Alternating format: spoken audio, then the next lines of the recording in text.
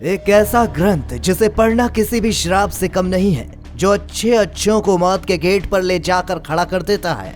आज तक जिसने भी पूरी किताब पढ़ी वो मौत की गोद में सो गया, और जिसने आधी पढ़ी वो पागल हो गया। इस ग्रंथ को श्रापित ग्रंथ भी कहते हैं। दरअसल हम बात कर रहे हैं नीलावंती ग्रंथ की, जिसे नीलवंती ने लिखा था। इस ग्रंथ को कोई भी आसानी से नहीं समझ पाया है। ऐसा माना जाता है कि जिसने भी इस ग्रंथ को सही से समझ लिया उसको एक महान शक्ति की प्राप्ति होती है। उस शक्ति से आप पेड़ पौधे और पशु पक्षी की भाषा को भी आसानी से समझ सकते हैं। आप किसी को भी अपने वश में कर सकते हैं, या कुछ ऐसी शक्तियाँ जो किसी आम इंसान की समझ से परे हैं। लेकिन इसको पढ़ना हर किसी के बस की बात नहीं है, क्योंकि इसे एक खास भाषा में लिखा गया है, जिसको पढ़ने के लिए आपको वेदों और संस्कृत की अच्छी खासी जानकारी होनी चाहिए। अब आपके मन में ये सवाल पैदा होगा कि ये ग्रंथ इस दुनिया में आया कहां से और किसने इसे लिखा। असल में कई 100 साल पहले की बात है। उत्तर प्रदेश के एक छोटे से गांव में एक किसान रहा करता था, और उसकी एक बेटी थी जिसका नाम था नीलवंती। ये बचपन से ही और बच्चों से बिल्कुल अलग थी। जहाँ छोटे बच्चे आपस में खिलौनों के साथ खेलते थे, वहीं ये बच्ची कीड़े मकोड़ों और छोटे छोटे जानवरों के साथ खेलना पसंद करती थी।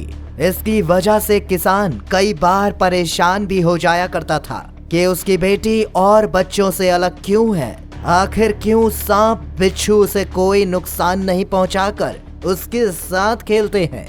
लेकिन बचपन था तो किसान ये सोच लेता था कि बच्चे छोटी उम्र में ऐसी हरकत करते ही हैं। अब नीलवंती बड़ी हो रही थी और अब वो जानवरों से बात करने लगी।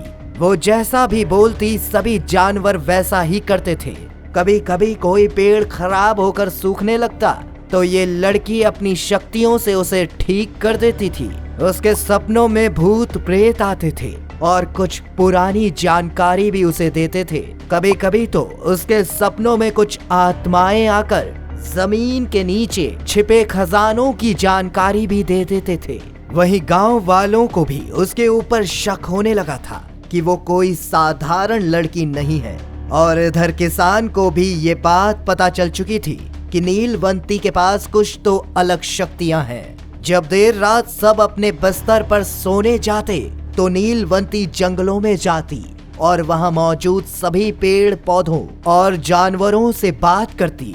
धीरे धीरे जो आत्माएं उसके सपनों में आती थी अब उसके सामने हकीकत में आने लगी। ये सब गांव वालों को पता लग गया, जिसकी वजह से नीलवंती और उसके पिता गांव छोड़कर दूर जंगल में जाकर रहने लगे। वहां बाप और बेटी दोनों खुशहाल जिंदगी जी रहे थे। दूसरी तरफ दूर गांव में एक व्यापारी रहा करता था, जो अपना सामान लेकर देर रात में उसी जंगल के रास्ते से जा रहा था जहां नीलवंती रहती थी।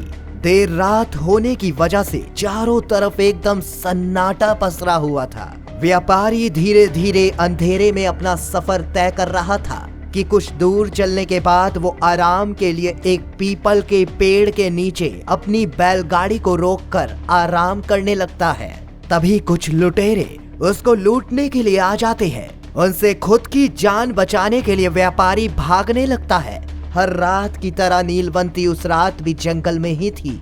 वहीं व्यापारी भागते हुए उसके पास जा पहुंचा और नीलवंती की खूबसूरती को देखकर मंत्रमुग्ध होकर तुरंत ही उसके सामने शादी का प्रस्ताव रख देता है। नीलवंती भी हाँ कर देती है, लेकिन अपनी कुछ शर्तें रखती है कि वो शादी के बाद एक भी रात अपने पति के साथ नहीं बिताएगी। वो रात को कहाँ जाती है और क्या करती है ये भी वो अपने पति को नहीं बताएगी। व्यापारी इतना ज्यादा मंत्रमुग्ध था कि उसने भी उसकी शर्तों को मान लिया। अब दोनों शादी करके एक साथ रहने लगे।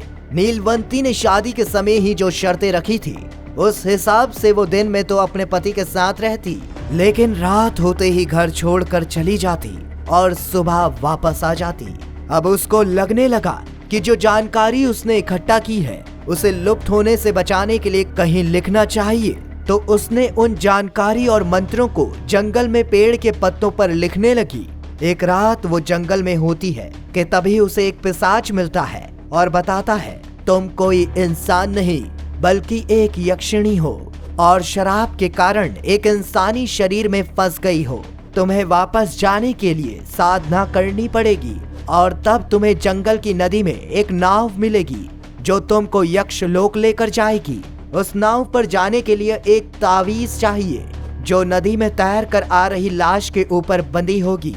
इधर इसके पति को भी उसके ऊपर शक था, तो जिस रात नीलवंती वापस अपने लोक जाने वाली थी, उसके पति ने उसका पीछा कर लिया। जब नीलवंती लाश से तावीज खोलकर नाव चढ़ने के लिए जाती कि तभी उसका पति सामने आकर खड़ा हो जाता है और अपना असली रूप धारण कर लेता है। असल में उसका पति कोई व्यापारी नहीं बल्कि एक पिशाच होता है जो नीलवंती की शक्तियों को पाना चाहता था। वो उस ग्रंथ को हासिल करना चाहता था जो नीलवंती ने लिखे थे, जिससे वो सारी रहस्यमय जानकारी प्राप्त कर सके। इधर नाव भी आ चुकी थी और पिशाच उसे जाने देने के बदले उस ग्रंथ को मांग रहा था। नीलावंती के पास कोई दूसरा रास्ता नहीं था, तो उसने वो ग्रंथ पिशाच को दे दिया, लेकिन देते समय श्राप दिया कि कोई भी उसे पढ़ेगा तो वो मर जाएगा और जो भी आधा पढ़ छोड़ देगा वो पागल हो जाएगा। उसके बाद नीलावंती नाव की तरफ जाते हुए गायब हो गई।